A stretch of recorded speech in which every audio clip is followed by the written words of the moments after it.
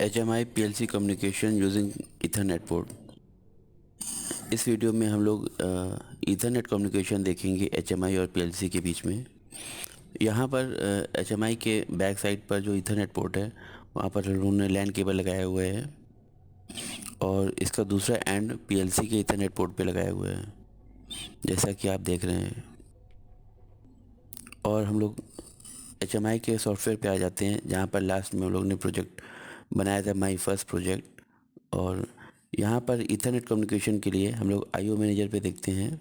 तो अगर हम टारगेट पे क्लिक करते हैं यहाँ पर, तो टारगेट पे यहाँ पर नेटवर्क ऑप्शन आता है और नेटवर्क ऑप्शन में देखिए ईथरनेट कॉन्फ़िगरेशन किया हुआ है 198.168.1.10। और अगर अभी ये डिफ़ॉल्ट पे यूज़ फॉर डाउनलोड है और यहाँ पर क्लिक करने पर इसकी सेटिंग्स हम लोग चेंज कर सकते हैं। IP address 198.168.1.10। अभी इसको ऐसे ही रखते हैं। और इसके बाद अगर हम पैनल 1 पे आते हैं तो पैनल 1 क्लिक करने पे ये, और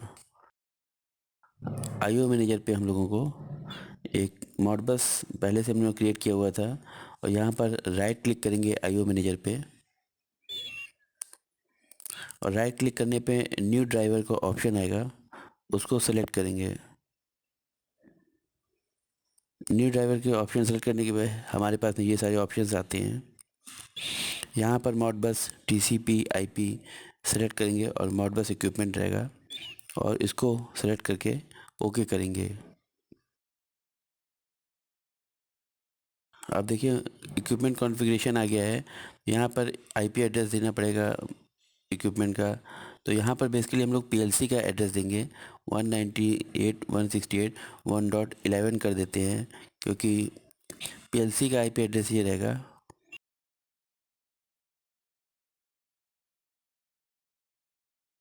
और IP प्रोटोकॉल TCP IP रखना होगा। और इसको भी चेक कर लेंगे IEC सिंटेक्स, ताकि हमारी जो एड्रेसिंग है वो हमें PLC के फॉर्मेट में मिलेगा %m के फॉर्मेट में। तो इसको हम लोग चेक करेंगे और फिर ओके करेंगे। तो यहाँ पर ऑप्शन आ रहा है all devices address associated with equipment will be converted to IC format, और ओके कर देंगे इसको। और अब आप यहाँ पर देख रहे हैं कि IO मैनेजर पे हमारे पास में 2 इक्विपमेंट आ गए हैं। पहला है मॉडबस RTU था, अभी मॉडबस TCP IP भी कॉन्फ़िगर्ड हो गया है। और इसको अगर क्लिक करेंगे तो आप देख सकते हैं जो हम लोग ने सेटिंग डाला है वो है। नोट करने वाली बात ये कि जो इक्विपमेंट एड्रेस है यहाँ पर IP एड्रेस PLC का पड़ा हुआ है, और मॉडबस हमारे HMI का जो IP एड्रेस है वो 1.10 था। तो फिर अब IO वेरिएबल क्रिएट करते हैं और एक बूल क्रिएट करते हैं। इसका नाम दे देते हैं पल्स बिट 2। तो पल्स बिट 2 बूल टाइप है एक्सटर्नल। और एक्सटर्नल में देखिए यहाँ पर स्कैन ग्रुप में हम लोग मॉडबस इक्विपमेंट 2 सेलेक्ट करेंगे। ये इक्विपमेंट जो है TCP IP पे कॉन्फ़िगर्ड है, और एड्रेस पे हम %m2 ले लेते हैं। %m2 बिट जो है कम्युनिकेट करेगा HMI से और TCP IP उसमें करेगा। तो यहाँ पर देख रहे हैं हमारे पास में 2 वेरिएबल क्रिएट हैं। पहला वाला हमारा मॉडबस RS485 कम्युनिकेशन से कॉन्फ़िगर्ड है, और मॉडबस इक्विपमेंट 2 जो है वो ईथरनेट कॉन्फ़िगर्ड है IP मॉडबस TCP IP से। तो M1 और M2 2 बिट्स हैं। फिर पैनल 1 पे आते हैं, और M2 को डिस्प्ले करने के लिए हमें एक लैंप चाहिए होगा। तो लैंप ऑप्शन में आके एक लैंप सेलेक्ट करते हैं और इसको यहाँ पर ड्रॉ कर लेते हैं डिफरेंट शेप में। तो इसको रेक्टेंगुलर रखते हैं। इसके लिए हम लोग डिफरेंट शेप रेक्टेंगुलर सेलेक्ट कर लेते हैं और वेरिएबल यहाँ पर देना होगा। तो यहाँ पर हम लोग बूल टाइप में जो अभी बनाया था वेरिएबल पल्स बिट 2, जो कि M2 बिट है, और इसको सेलेक्ट कर लेते हैं और ओके करके। तो देखिए यहाँ पर पल्स बिट 2 आ गया है, और फिर इसको हम लोग ओके कर देंगे। यहाँ पर भी कलर्स कर लेते हैं। कलर्स में ऑफ में हमने डल कलर दिया हुआ है और 4 कलर ऑन में ब्राइट कलर है ये, और ओके कर देते हैं। तो ये वाला ऑप्शन जो है हमारा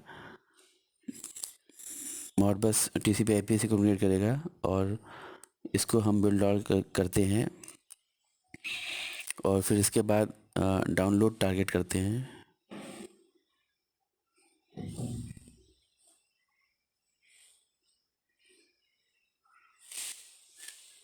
डाउनलोड टारगेट में कम्युनिकेशन एरर बता रहा है। मुझे USB केबल लगाना होगा बैक साइड में, इसको चेक करना होगा दोबारा से। तो USB केबल लगाने के बाद HMI पर डाउनलोड टारगेट फिर से करते हैं।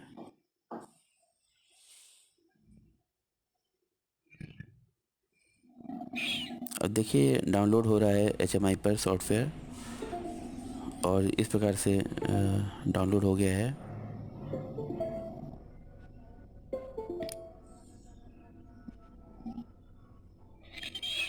HMI पे हम लोगों ने कॉन्फ़िगर कर दिया है। अब PLC साइड पे हम लोगों को कॉन्फ़िगर करना होगा ईथरनेट पोर्ट को।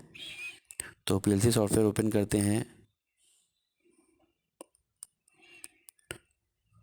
और जो लास्ट प्रोजेक्ट हम लोगों ने बनाया था उसको ओपन करते हैं। वो टेस्ट प्रोजेक्ट नाम से था।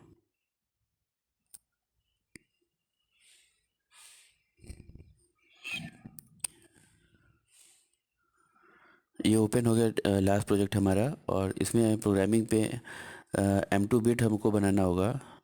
तो लाइन क्रिएट किया, और इसके बाद यहाँ पर NO बिट लिया, और %S6 यहाँ पर सिस्टम बिट ले लेते हैं 1 सेकेंड का, और इससे M2 बिट ऑन करते हैं। तो ये भी 1 सेकेंड पे ऑन ऑफ होता रहेगा। तो %M2 यहाँ डिफाइन करते हैं, और %M2 भी हमारा 1 सेकेंड पे चेंज करेगा ऑन और ऑफ। इसको सेव करते हैं। सेव करने के बाद कॉन्फ़िगरेशन में आते हैं और ईथरनेट पे क्लिक करते हैं। ईथरनेट पे आप देख रहे हैं फिक्स्ड IP एड्रेस लिखा हुआ है यहाँ पर। अगर हम पोर्ट में क्लिक करते हैं डबल क्लिक, तब भी वो यहाँ पर ऑप्शन ओपन हो जाएगा ईथरनेट का। और यहाँ पर मॉडबस TCP/IP देखिए यहाँ पर सिलेक्टेड है। तो ईथरनेट पे हमें IP एड्रेस ही कॉन्फ़िगर करना होगा। वो IP एड्रेस जो हमने HMI पे दिया था PLC के लिए, वो था 198.168.1.11। तो ये PLC का IP एड्रेस है जो हमने यहाँ कॉन्फ़िगर किया है, और सबनेट मास्क ऐसा है 255, 255, 255, और नो प्रोटोकॉल इनेबल है। तो हमें मॉडबस सर्वर इनेबल करना होगा ताकि मॉडबस डेटा कम्युनिकेट करे PLC ईथरनेट पोर्ट पे। तो इसको हम अप्लाई करेंगे यहाँ पर, और ये हो गया है। तो अभी हम लोग कमीशनिंग में आते हैं, और कमीशनिंग में आके USB पोर्ट सेलेक्ट करते हैं, और केबल वहाँ पर लगाना होगा PLC पे, और फिर लॉगिन करेंगे।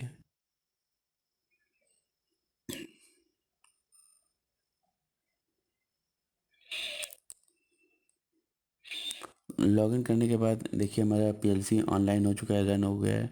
और इसके बाद हम प्रोग्रामिंग पे अगर देखते हैं, तो देखिए प्रोग्रामिंग पे आते हैं। हमारे M1 और M2 दोनों बिट्स जो हैं 1 सेकेंड पे ऑन ऑफ हो रहा है स्टेटस, और कॉन्फ़िगर भी कर लिया हम लोगों ने ईथरनेट पोर्ट PLC पे। तो इसके बाद हम लोग कमीशनिंग पे आकर इसको लॉग आउट कर सकते हैं यहाँ पर सॉफ्टवेयर को।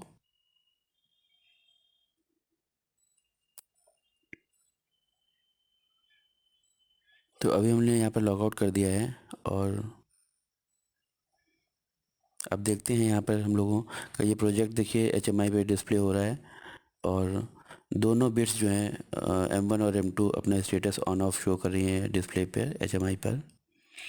इसमें से M1 बिट जो सर्कुलर है वो, और M2 बिट जो है, M2 बिट ईथरनेट से कम्युनिकेट कर रहा है, जो कि रेक्टेंगुलर फॉर्म में हम लोगों ने डिस्प्ले किया है। और M1 बिट जो सर्कुलर बिट है वो RS485 कम्युनिकेशन है। USB केबल भी हटा सकते हैं ताकि आपको विजिबल हो प्रॉपर। और देखिए एक बिट हमारा RS485 से कम्युनिकेशन है, और दूसरा ईथरनेट पोर्ट से कम्युनिकेट हो रहा है। ये हमारा इथरनेट पोर्ट पीएलसी का है, ये कम्युनिकेट कर रहा है, आप देख रहे हैं। तो दोनों डेटा आ रहा है। और देखिए अब ईथरनेट पोर्ट का केबल मैं हटाता हूँ पीएलसी से, तो डेटा हमारा रेक्टेंगुलर जो स्टेटस अपडेट हो रहा था वो रुक गया है। तो ये शो, और RS-485 कम्युनिकेशन अभी भी हो रहा है, तो M1 बिट अभी भी ऑन ऑफ हो रही है। और अगर हम दोबारा इस केबल को लगाते हैं तो रेक्टेंगुलर जो है वो फिर से ऑन हो गया है, और स्टेटस ईथरनेट से भी आने लगा कम्युनिकेशन।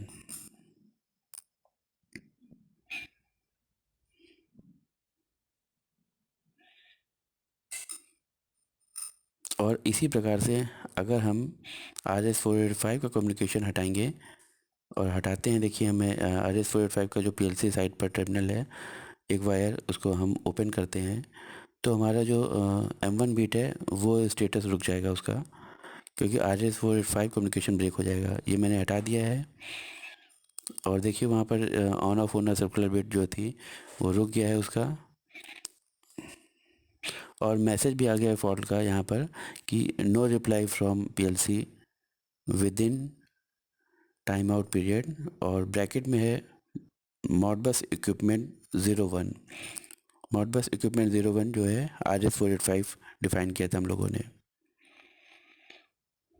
कम्युनिकेशंस हमारा क्लियर हो गया है HMI और PLC के बीच में।